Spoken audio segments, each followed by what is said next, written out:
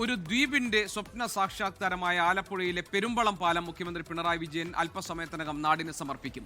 കായലിന് കുറുകെയുള്ള ഏറ്റവും നീളമേറിയ സംസ്ഥാനത്തെ പാലം എന്ന റെക്കോർഡാണ് കിഫ്ബി ഫണ്ടിൽ നിന്ന് 100 കോടി രൂപ മുടക്കി നിർമ്മിച്ച ഈ പാലത്തിനുള്ളത്. പാലത്തിന്റെ ഉദ്ഘാടനത്തിന് നടൻ മമ്മൂട്ടി ആശംസ അറിയിച്ചു.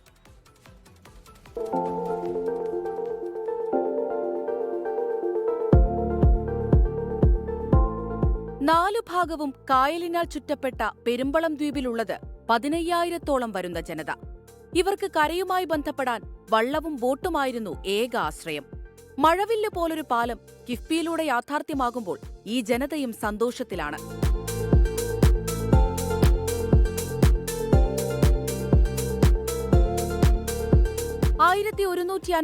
മീറ്റർ നീളം, വീതി 11 മീറ്റർ, 1.5 മീറ്റർ വീതിയിൽ നടപ്പാത, 34 തൂണുകൾ, ബോസ്ട്രിംഗ് ആർച്ച് മാതൃകയിലുള്ള മധ്യഭാഗം.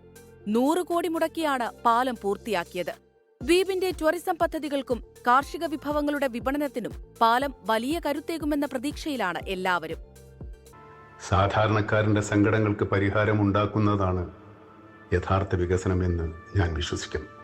ആ പാലത്തിന്റെ ആർച്ചുകളിലെ നിറങ്ങൾ പോലെ ഇനി പെരുമ്പളത്തുകാരുടെ ജീവിതത്തിലും മഴവില്ലഴക് വിരിയട്ടെ. കെട്ടിനിന്ന ജീവിതം ഇനി ഒഴുകിത്തുടങ്ങും. പുതിയ വേഗത്തിൽ, പുത്തൻ നിറങ്ങളോടെ. എന്റെ ഹൃദയം നിറഞ്ഞ ആശംസകൾ. ഉദ്ഘാടന ദിവസം തന്നെ ദ്വീപിലേക്ക് ചരിത്രത്തിലാദ്യമായി ഒരു KSRTC ബസ്സും സർവീസ് നടത്തും. പാലം കടന്ന് കേരളം പെരുമ്പളം ദ്വീപിലേക്കെത്തും. അഭിമാനമാകും പെരുമ്പളം പെരുമ.